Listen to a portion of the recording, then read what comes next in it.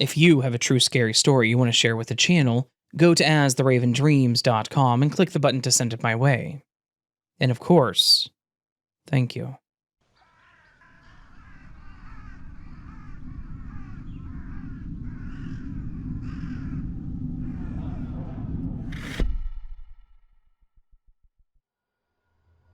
I'm fairly new to your channel, but I do have a story that I wanted to share with you that happened to, well, not only me, but my family.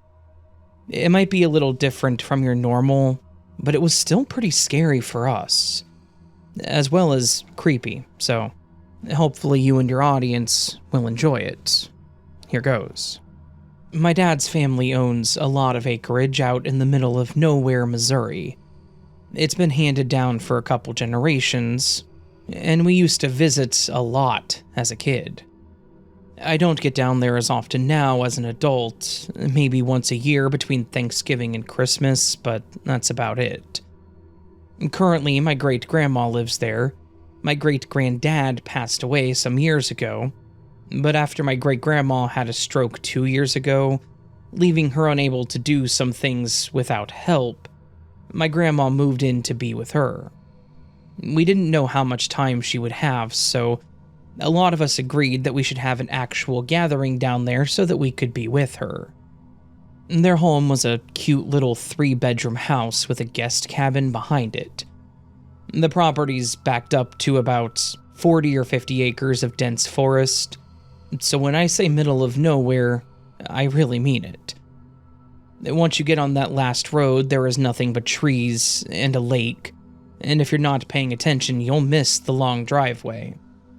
There's no cell reception, and they barely even have cable TV. I'm not currently with anyone, so I drove the 2 hours alone, but I arrived to a house full of family that I loved. My dad was there, my parents split some time ago, my brother and his wife, my sister and her little girl Kenzie, my grandparents, great-grandma, and plenty of aunts, uncles, and cousins. It was a packed house, but it was fun. I especially adored hanging out with my little niece Kenzie. She was 9 at the time and was always a curious and adventurous little girl. She loves to ask questions and get into things that she probably shouldn't, but she was always fun to watch because of it. She would definitely keep you moving. She'd brought along a small clipboard that opened where she stored her paper and her markers. She'd gotten it for her birthday, which was mid-November. I'd been watching her, and she said that she wanted to show me something, and took me out on the back porch. She set her paper on the wood table, took a stencil out of her clipboard, pressed it on the paper, and rolled her marker over it. When she finished, she had made what looked like a wooden textured smiley face. She was very proud of it too, like it was magic. I remembered using a similar texture thing as a kid where you rubbed the paper with graphite to reveal a picture, so I thought it was neat. I watched her as she continued to draw on the smiley face page, and we talked about how she had been. Then, completely casually, she asked me without looking up, "Do you hear the singing in the woods too?" I remember being confused, telling her that I didn't know what she meant. She just shrugged and kept coloring while explaining. She said there were pretty ladies who sang in the trees. They have such nice voices. I just looked at her funny. Like I mentioned, Kenzie has a fantastic imagination. She could come up with the whole story about a cool-looking rock she found, and you'd be surprised that it came from a 9-year-old. My first thought was maybe she heard a bird song that she really liked. I've always been a huge bird person, so I asked her to sing the song, thinking maybe I could help her out. She looked up with her head tilted, and then she started humming. It was just a normal tweet or chime that I was expecting. She seemed to be humming a whole song with no lyrics. It wasn't very long, but she did repeat it a few times, which was even weirder to me. If she just made it up, I would think there wouldn't really be a pattern to it, and it would just be her humming for a few seconds. that wasn't the case. When she finished, I asked her where she heard the song from, thinking maybe it was a song from a show she watched or something, but she just pointed to the woods and said, "The ladies in the trees. They want me to come sing with them." I was confused, maybe even a little weirded out by it, but I just kind of let the conversation go, not trying to carry it on. I would just ask my sister about it later. We continued coloring inside because it was chilly, until dinner was ready. We all ate together and it was fine and normal. Then we slowly dispersed as we finished. Some of the kids were eager to go back to what they were doing. Some adults stayed in the dining room talking, while others went to the living room to sprawl out and maybe take a nap. After everyone was finally done picking at food and desserts, most of the adults were either in the living room or out front talking. The kids were off doing their own thing, and it was like any other day. A lot of us adults had grown up there, so it wasn't like we were somewhere unknown. No one was really concerned about what the kids were doing or where they were at, because we knew they were close by. They were either in the back room, the basement, or outside playing. But around 8 p.m., some people started heading out, knowing a long drive was ahead. Since it was just me, I had plans to stay overnight. My sister, Trish, walked away to get Kenzie while the rest of us continued talking. Shortly after, Trish came back into the living room and asked us where Kenzie was. I shrugged as I hadn't seen her since we had dessert, while someone else mentioned that she had been playing with a couple of the kids out back. Trish looked at us curiously, saying she checked outside and didn't see her, nor was she in the back room or the basement. I agreed to help look for her, thinking she was probably in another room that she shouldn't be in, or maybe we were just missing her. She could be really quiet when she was focused on something. Since she had been coloring, I was thinking that maybe she was just ignoring our calls. We searched every room in the house, even the closets and pantry, and we couldn't find her. The kids swore that they weren't playing hide and seek or something else that would make her stay hidden, and it wasn't some kind of prank, so where could she have gone? My sister was starting to worry, and reasonably so. Others kept joking that she had to be around there, as it's not like there were any strangers nearby. The stranger part I could believe, but where else could she have gone? I went out back where the kids were and asked them again about Kenzie and when they last saw her. And that's when one of my second cousins made the comment about the singing ladies. I did a double take and asked what he meant by that. He said that Kenzie mentioned singing ladies in the woods, but he didn't like bugs, so he wouldn't go with her, which had upset her. My stomach dropped. I asked if she went into the trees alone, and he said that he never saw her go, but she might have. If she went into those woods, we were not going to have a good time. There was a lot of acreage, as I mentioned, and most of that was trees. We could be searching for a long time depending on how far she got. What's worse is she just had her sweater on, not a large coat, which she needed if she was going to be out there long term. I went back and told the others immediately, and Trish was starting to panic. I followed her and some of the others back outside, and I told the other kids to go inside. They stayed with my grandma, and we all went outside and started walking the tree line. Another problem we were facing was that it was 8 p.m. It was dark, and without any city lights, it was pitch black. We were using flashlights in our phones to light it up the best that we could, but we could still barely see. I tried to remain calm, but part of me was really worried. What were these singing ladies that Kenzie had mentioned prior?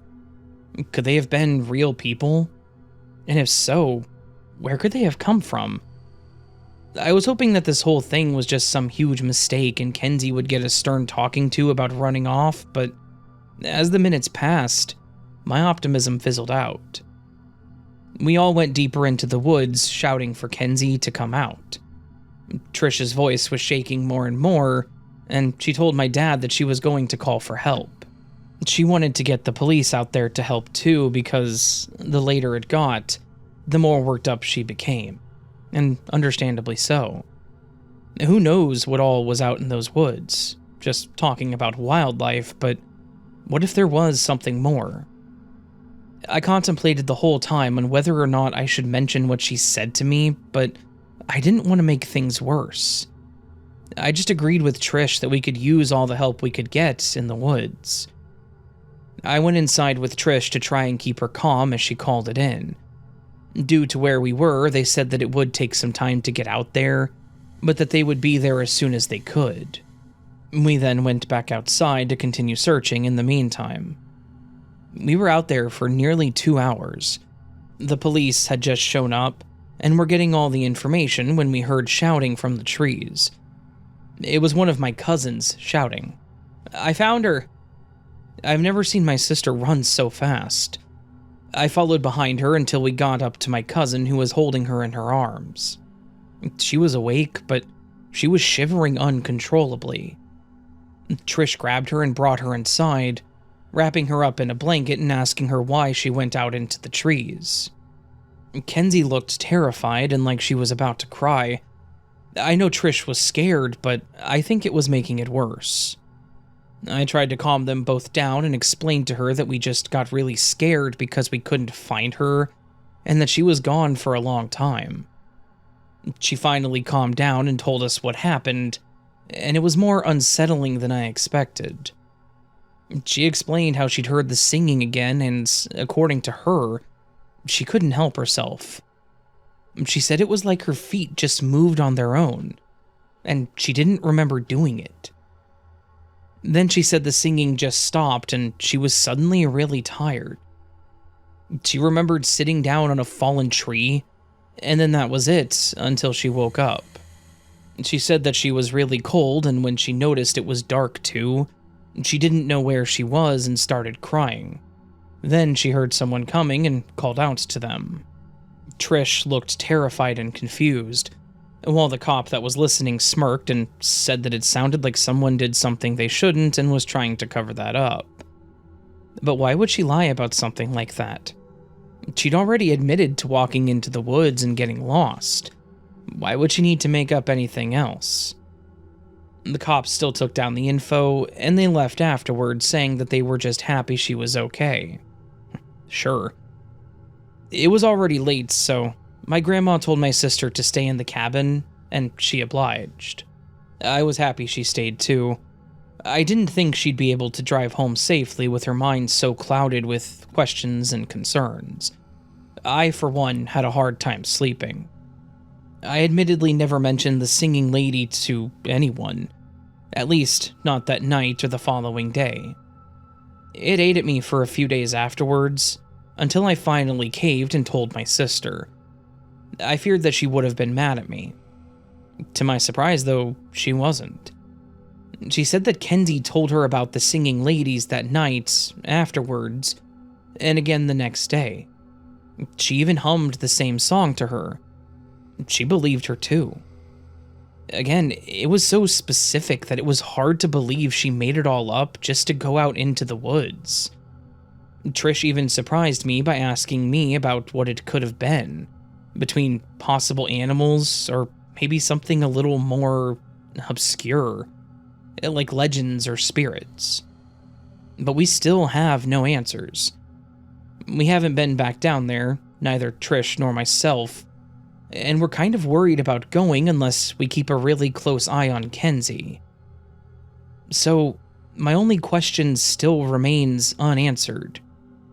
What could be back in those woods?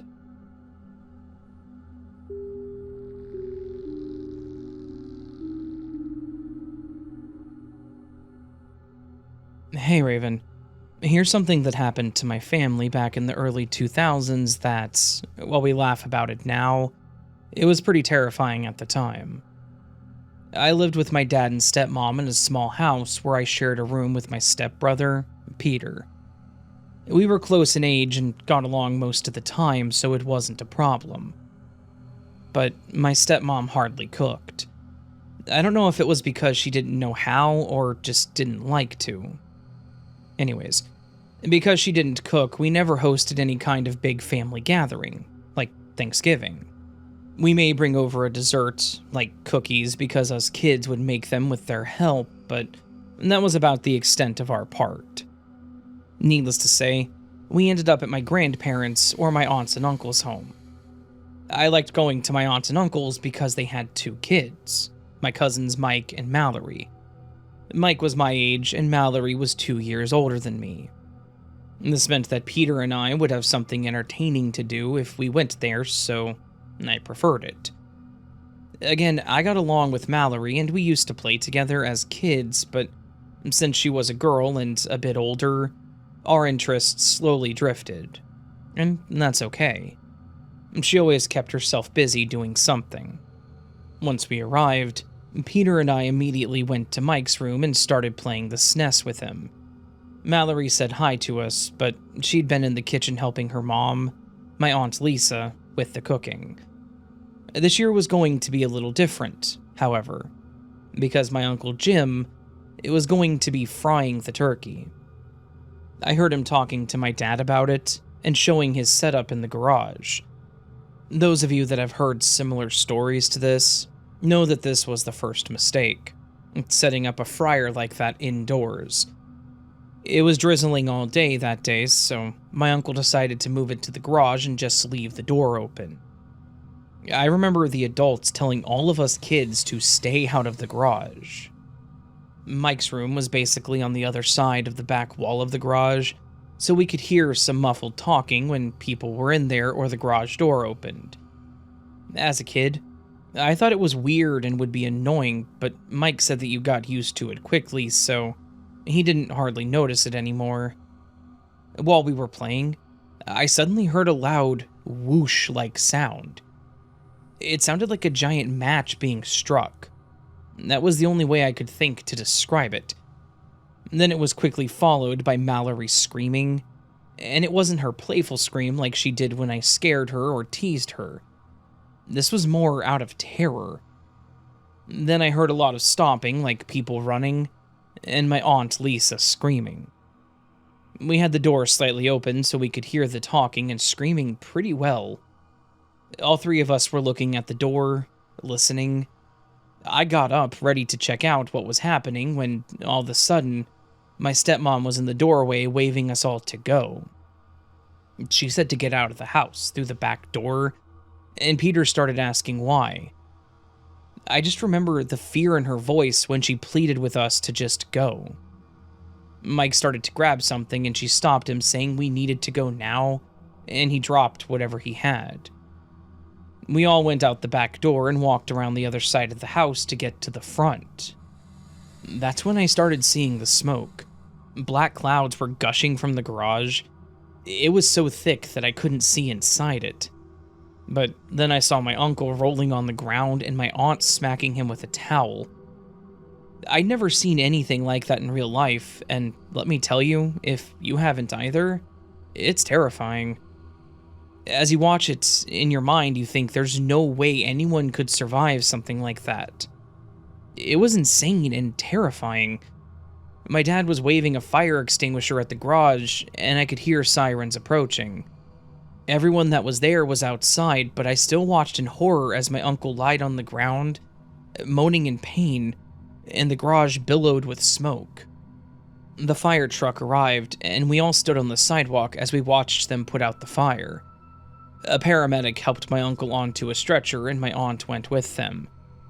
I just remember my uncle looking over at us kids and smiling, saying, "Hey, sorry about the turkey, kiddos," as they wheeled him off. I could tell that he was still in a lot of pain, but he still took the time to smile and make sure that we knew he would be okay. That's what I loved about my Uncle Jim. After the firemen checked out the house to make sure everything was okay and stable, we all went to the hospital to check up on my aunt and uncle. He was awake and coherent, and his burns were, surprisingly, not too severe. He had second-degree burns on his chest due to the oil and type of material his sweater was made of, but the rest was only first degree. He got extremely lucky. While most of us waited in the hospital, my dad went out and got us Chinese food for dinner, and I, for one, was incredibly thankful they were open. They had saved our Thanksgiving, and we all enjoyed it sitting in the hospital cafeteria. After everything happened, I heard pieces of the event from my cousin Mallory and the others over time. Mallory liked to help a lot, and was intrigued by the whole turkey fryer thing, so my uncle told her when he was dropping in the turkey so she could watch. She stood in the doorway as he lowered the partially thawed turkey, as my aunt told us. That was his second mistake. The turkey was still partially frozen, and it was supposed to be completely thawed, something that my aunt was concerned about. And lastly, he didn't measure the oil correctly. He treated it like anything else he would fry in a skillet, so when he lowered it, the oil overflowed. Some of it splashed on the floor and close to the burner, which caused a small flame that he quickly put out. But as it heated up, my uncle also turned up the heat, thinking the turkey had cooled it down some. When he did this, something popped, shooting hot oil out of the pot. It hit his chest, and in his quick response to take his shirt off because of the burning, he managed to nudge the pot, and that's when things went from bad to awful. It spilled and some landed on the burner, and that is all it took. Instant inferno. Flames hit my uncle. My cousin started screaming, making my aunt run in there. She tried to put him out, but the garage was still on fire. That's when my uncle still had the wherewithal to tell them about the tank in there and to get out of the house. That was about when my stepmom came and ushered us out. My uncle had a few butane tanks, I believe is what they were called, in his garage, that he used for stuff, and he was worried about them exploding. Surprisingly, even being on the shelf close to the door, they weren't touched. Overall, the garage had some pretty hefty damage, but the rest of the house managed to be unscathed. My dad teases my uncle a lot. It's his brother anyways, and we'll sometimes call him Deep Fried Jim. He's still in good spirits about it, but I think he learned his lesson. My aunt definitely won't allow him to try it again, and we went back to the old-fashioned baked turkeys. But at least we know that, in worst-case scenarios, we could rely on the local Chinese restaurants to save our holiday dinner.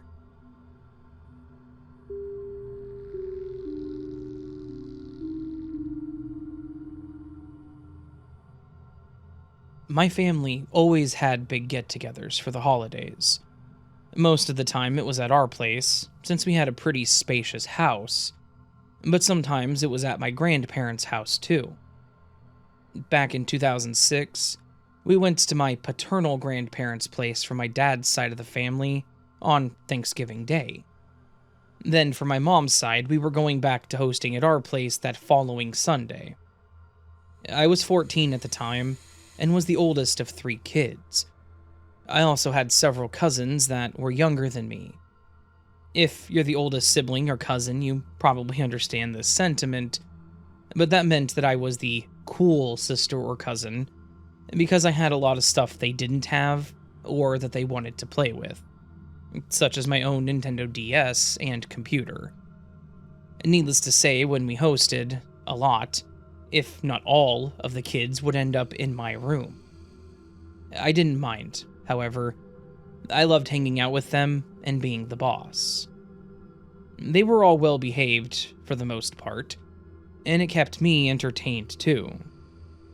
But I was also thankful they chose to hang out with me this year, fearing what could have happened to them if they hadn't.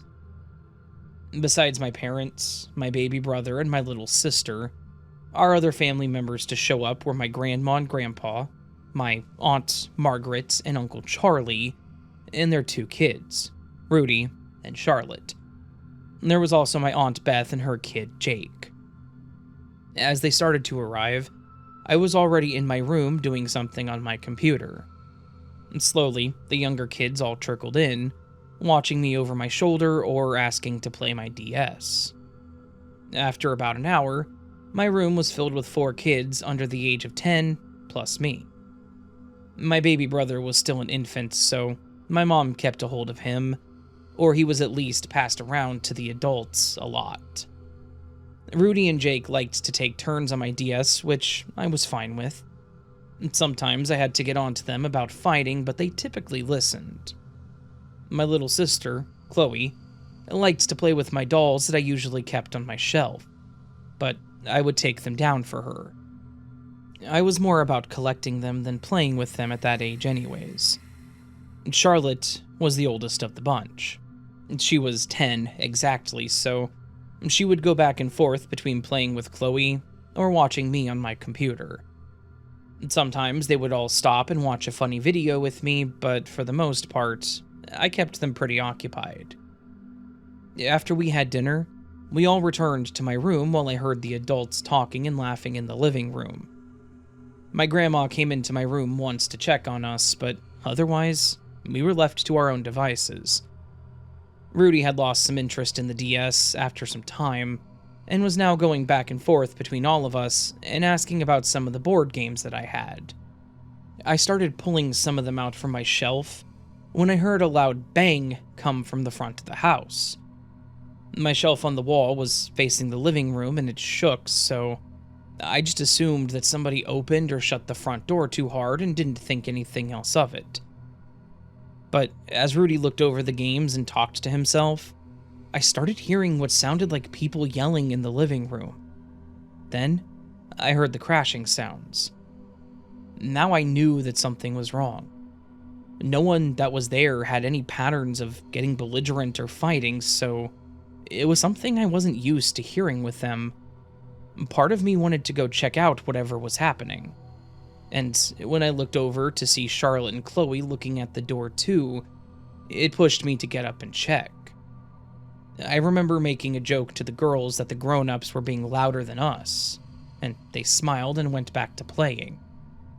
My door was cracked open because it got warm in my room if I didn't, so I pushed it open a bit and leaned out of the door frame.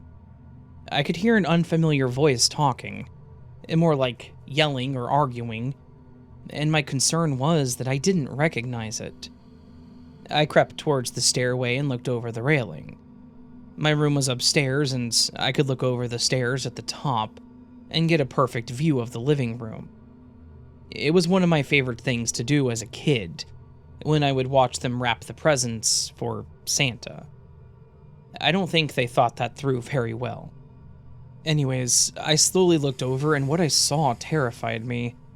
There was a man that I didn't recognize standing by the front door, holding a gun and pointing it towards the couch where my Aunt Beth, my mom, and my dad sat. My grandma and Uncle Charlie were in the chairs opposite the couch. My grandma in the chair right next to the man. I remember her face was one of terror. Her eyes were so wide that it startled me. I couldn't see my grandpa or Aunt Margaret, so I assumed they were probably in the kitchen. Maybe the doorway or something. The man was in a brown coat, similar to the one that I saw my dad wear. His hair was a little longer, but also looked messy and unwashed, and I could see his hand that was holding the gun was shaking. I knew something was wrong, but there wasn't much I could do about it.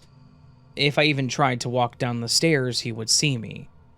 But when I heard my Aunt Beth try to say something, he yelled at her to stay still, and said something along the lines of, "The next one of you to move gets lead in their skull. I'm not playing." At least, that's the censored version. And that's when I knew this was really bad. I slowly crept back to my room and shut the door completely. I watched the kids play, Jake still wrapped up in the DS, but the other ones were now looking at me or the door. I smiled, trying to remain calm and to not scare them, and told them to just keep playing. Charlotte tried to ask about the sounds, and I said they were just talking about something important. She wanted to go down there to be with her mom, but I told her that they were watching something on the TV that the kids weren't allowed to see. So she stayed, but was obviously about to start crying.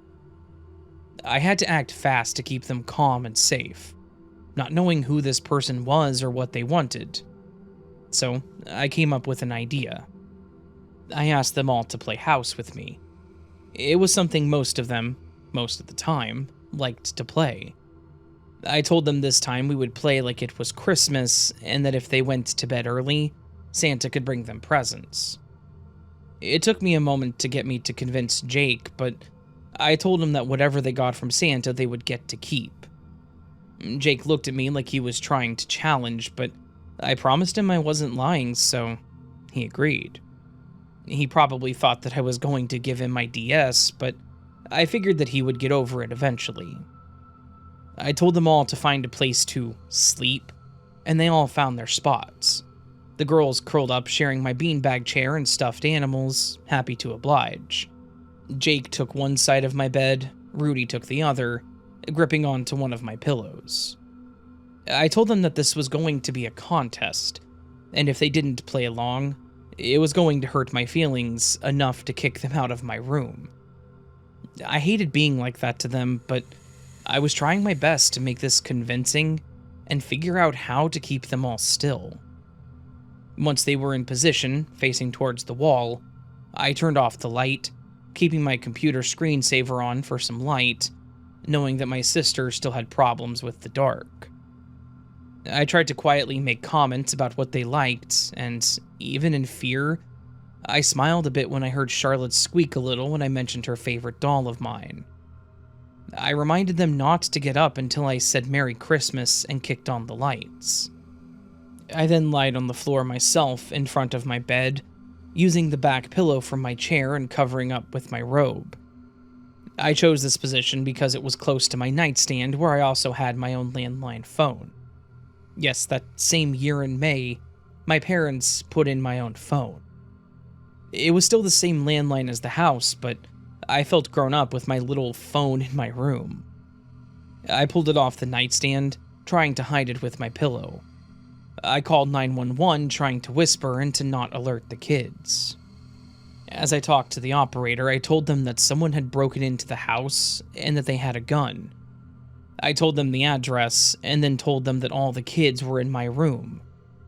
I tried to say that I couldn't really talk because I was needing to stay quiet, but I was also trying to listen downstairs. I could hear them yelling more, and it was multiple voices. I was terrified that someone was going to get shot. Then I heard the sound of feet stomping up the stairs. My heart was racing, and I softly said again to keep your eyes closed. Shortly after, I heard my door open. I held the phone to my chest, hoping that he wouldn't see it or hear the operator asking if I was still there.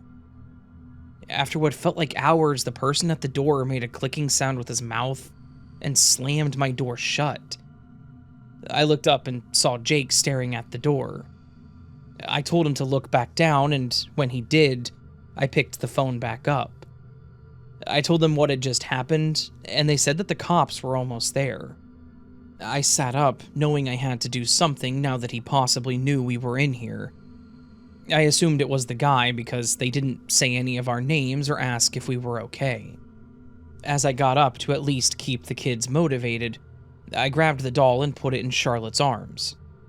I quickly ripped out a page of related stickers for Jake, knowing that he loved playing my Mario game, and scanned the room for something for the other two.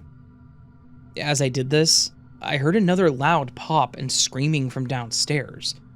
Then there was a lot of shuffling and my dad yelling, "Help me grab his legs." I think the kids were scared at this point because they weren't looking. And in fact, they were burying their head deeper into the pillow and stuffed animals. Then I heard the sirens. I heard the front door opening and my mom yelling. I tried to continue playing along, but I wanted to know what was going on. Was someone hurt? Was there something I could do or should do? I quickly grabbed a stuffed animal for my sister and my beloved mini Sorry board game for Rudy. I loved my minis, but it was worth it. I cracked my door open and heard radio chatter and felt a moment of relief. The police had actually arrived. I shut the door again and kicked on the light and gave my best Santa voice saying, "Merry Christmas," to the kids. They all opened their eyes, and I actually think I got the same feeling parents must get when their kids open their presents. They were all ecstatic to see what they had. I had given away my favorite doll, a stuffy that I adored, and stickers and a game from my collection, but it was worth it. They were all happy to see what they got, and Rudy was even surprised. I knew he loved playing it. I told them they could keep them if they promised to continue listening like they did and stay in the room. They agreed, and I told them that I would be right back. I went back to the hall and looked down at the living room. My dad was already coming upstairs, and he hugged me and asked if we were okay. I looked and saw 2 cops inside talking to my mom and Aunt Beth. The coffee table was overturned, and the light was knocked down. I told my dad we were fine and asked what had happened. He said that someone had broken in, but it was taken care of. The guy was obviously arrested, and after all the talking going on, the kids stayed in my room until my sister and Charlotte fell asleep for real. The boys were playing a game on my computer. I'd been listening from upstairs, and I got pieces of what had happened. After all was said and done, the kids ended up staying the night with us, but I just let them have my room while I slept in my sister's room. It wasn't until I was a little older that I learned more about what actually happened and who that man was. Apparently, it was my Aunt Beth's ex-boyfriend. They briefly dated, but she quickly learned that he was not a good person. He was very violent and an alcoholic. She didn't want Jake to grow up around that, so she left him. He apparently didn't take it too well, and he had been stalking her, hence how he ended up at our place that night. He claimed that he wanted to talk to her, but he was clearly under the influence and had a gun, so no one was comfortable with the situation. Eventually, he slipped up and shot the wall, which gave my dad the chance to tackle him. They actually told me they were surprised by how fast the police showed up because none of them had had the chance to call, and they were actually proud of me for calling them. I never really thought much more on what I did, other than, great, I kept them busy and out of danger. But when I explained to them that night what we did in the room, I remember my mom crying and saying how proud she was of me. She said that what I did was very smart and brave. No one knows what his intentions were with going up and checking the rooms, nor did we know what he would have done if we were awake and looked at him. To this day, I still think back to that moment and how terrifying it was, but also how even as a child myself still, I was able to process everything, and somehow knew exactly what I needed to do. I'm still close with my siblings and cousins, and I would do it all again just to keep them safe. But I would personally rather hope that they or their future kids are never put in a similar situation.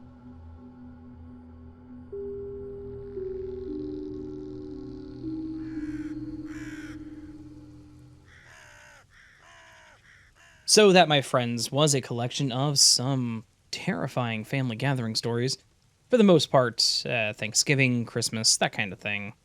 Normally I do these around Thanksgiving time. However, as you guys know, around the Thanksgiving time, last week, I wasn't doing my best with my voice, so this ended up getting skipped until this week. Sorry, it happens. I don't like doing Thanksgiving stories as it is, because nobody watches YouTube on Thanksgiving, so... Of course, maybe you do, and I'm just wrong on that. But I feel like how do I say this? I feel like putting videos out on holidays, is not good for the video, if that makes sense. Just saying. Because I feel like no one watches on the day of, and if a video fails to perform on the day of, as YouTube likes to put it with their algorithm, it doesn't get pushed, people don't see it, so whatever. Nope, it's Thursday. The Thursday after Thanksgiving is the perfect time to put out a Thanksgiving style video. So here you go. There it is. Anyways, enjoy. Hopefully you all did enjoy them. If you did, please do hit the like button, the thumbs up button. That helps the video a lot. If you're new to the channel and liked what you heard, consider subscribing. That also helps a lot. You can leave me a comment down below with your thoughts, how you're feeling, how you're doing, how your week's gone. Hopefully the answer is good. If not, I'm sorry. Hopefully it gets better. You can join Patreon or memberships, get early access to content like this and other stuff, including access to my novel that I've been writing. It's going pretty well. It's actually done. You guys don't have access to it all yet, but it is done. I'm done with it. I finished the last chapter yesterday. In fact, that's why this video didn't come out on Wednesday, because I decided I was going to take the entire first half of this week, minus the glitch video, to write instead of work on content. So I wrote the last 2 chapters in the last 2 days, the last 4 chapters in the last, week. So I've been hammered down on it, just, let's go. And I finished it. And once it all gets edited and put together, I'm going to get it put up together in the manuscript, upload it to KDP, and get it printed and set up for sale. So that'll probably be January, just because it does take them a while to print them and send them my way. Just saying. But the rest of the chapters will be uploaded for members and patrons here very soon. Probably the next couple days, I'll start uploading the rest of them as I get them edited and taken care of and make sure they're presentable kind of thing. So, yeah. That's a pretty big incentive if you ask me. Maybe not to you, but it is to me, because I don't know. Anyways, what was I saying? Yeah, join those. Super thanks. Chats on live. Super thanks to tip the channel. You can also not do any of that if you don't want to. You can listen to the platforms such as Spotify or Amazon Music or Audible or Pandora. Any of the ones where I'm at. Apple Podcasts as well. iTunes, I think is what it's called. I don't know. I'm not an Apple person. Sorry. I have an Android. Always have. I had an iPod way back, but that kind of shows my age. I did have an iPod, and I liked it. It was cool, but no longer necessary now that I have my phone with all the music on it. But regardless. I don't know. Hope you're all have an amazing day. Hope I see you again here very soon. But until then, remember that you are loved. You are valid. You are important. You are the best you that you can be. Do not forget it, and do not let anyone tell you otherwise. And until next time, my friends, much love and sleep well.